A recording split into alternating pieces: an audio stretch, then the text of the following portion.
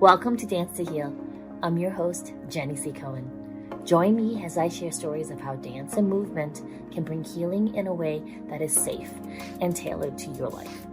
I'm a cancer survivor, mother of two, and an award-winning performer who found that movement was vital to my recovery. I created Dance to Heal Wellness and also authored the best-selling book, Outside in Recovery, Dancing My Way Back to Myself After Breast Cancer.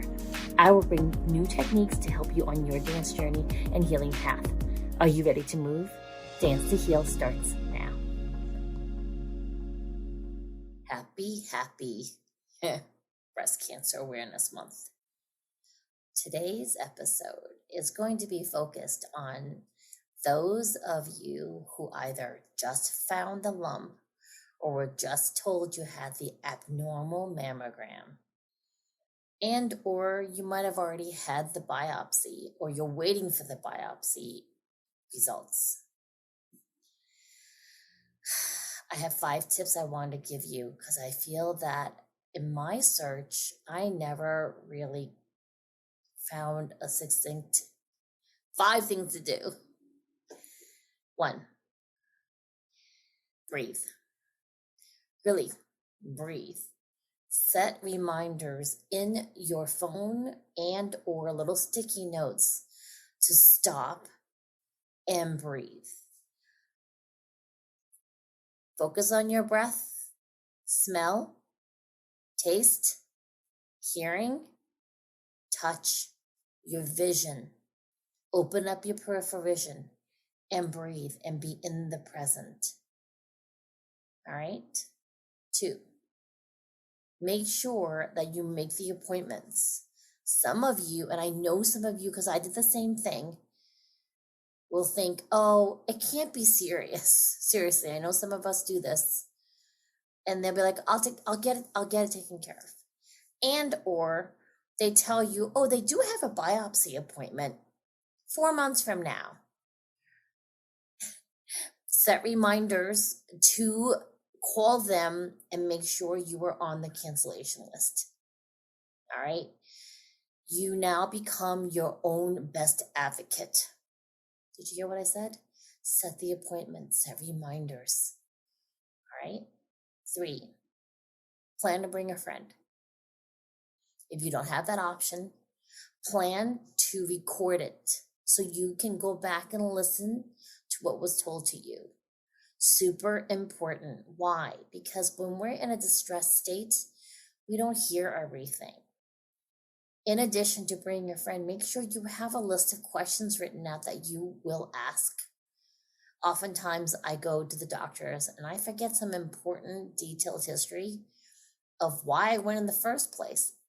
And I was lucky I had my husband go with me and he would ask them certain questions that I thought I wanted to ask, and then in the stress of getting there and being there and finally being in front of the doctors, I would literally forget. 4, set up a system to dump out. Set up a system to dump out. What does that mean? So most of us, we are the central force of our communities. Right? Real talk now. Most of us, like me, I support a lot of communities. I support a lot of events. I was the center of my family. And it was this alien thing where I was like, whoa, well, why would I bother anyone with what I'm going through? Bother people. Please. For example, and those are my friends who did this. Don't worry about it. I've forgiven you and I've moved on. And be aware there will be people in your community that when you tell them your diagnosis or you're waiting for a diagnosis or you're about to embark on getting a diagnosis, they will start to tell you either, I know this person who did this type of treatment and this was the outcome. And or when I got my diagnosis, I had a certain number of friends, either one, look at me like I was literally dead already, and they'd be bawling every time I saw them. And or I went to an event during my chemotherapy and this other person was very, very drunk. And in the middle of conversing and hanging out, this person had to stop all conversation and give me permission to pass away, even though my doctors had given me a pretty good prognosis. What I'm saying is dump out. Be very clear in your, even if you don't end up needing chemotherapy, you still have to give yourself time to recover from the stress of the unknown. That takes its toll on you and your immune system. Dump out, meaning you're the person going through this. All of the outer circles, friends and family, are the outer circles. You get to dump out, they get to dump out. No one should be coming to you about the stress of your diagnosis, the stress of your treatment. Does that make sense? Yes, I understand more than anyone else. My identity was to be a support to other people. And should you have the unfortunate invitation to join the club of which I am a part of, and I have to regretfully welcome you with loving arms, right? That whole dynamic of being everything to everyone suddenly needs to focus being everything to yourself. You have to be everything to yourself, even as you prepare for this insanely surreal, very surreal journey. All right. And 5, breathe.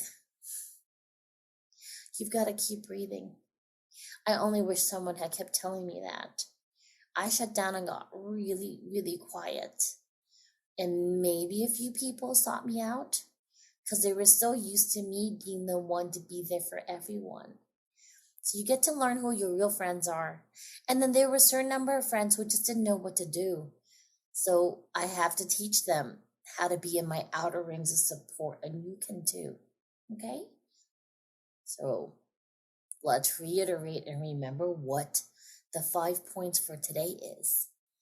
You found the lump and you're waiting for the biopsy or the results, or you've just been told, oh, we might have an appointment for you in 4 months. 1, breathe. 2, make the appointment and then reminders to follow up, especially if you're put on a wait list for something. Do not allow yourself to be put on the back burner for anyone. You must become your advocate, your own advocate. 3, make plans to bring a friend to be your second pair of ears. And in addition, no matter what, record your appointments and all your calls so you can go back and listen to it to make sure that you are present.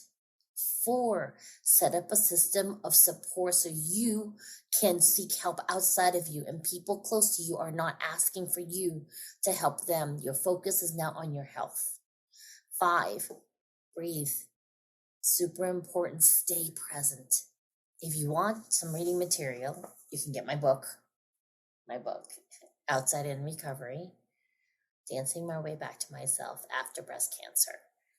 I've had people who are reading it during their treatment and even beginning their journey, finding a lot of solace because I do some real talk in there about really what's happening inside of us.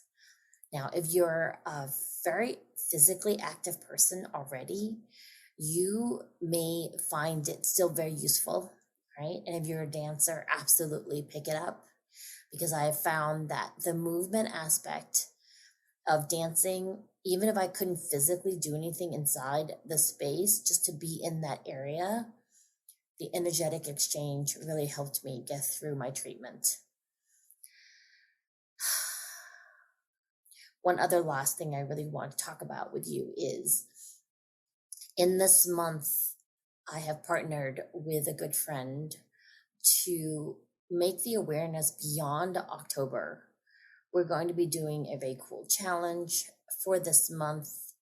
Go to any of my social medias, Jenny C. Cohen, any social media, LinkedIn, Facebook, Instagram, TikTok. If you go to Jenny C. Cohen TikTok, I'm going through reading sections of the book for you. So oftentimes when we're stressed out, reading isn't actually a relaxing thing because we have to be still and reading. So the book, you're just guided through parts of it with some dance breaks. And I do really recommend you move as much as you can. It can be as simple as taking a walk with music. Be careful. Don't use your noise canceling music. Make sure you can hear the traffic and everything around you, right? Even the sound of nature is super important. Do a lot of grounding, walking in safe situations, of course, and finding moments to plant your feet in sand or clean grass, all right? Make sure you are resetting yourself to being in the present.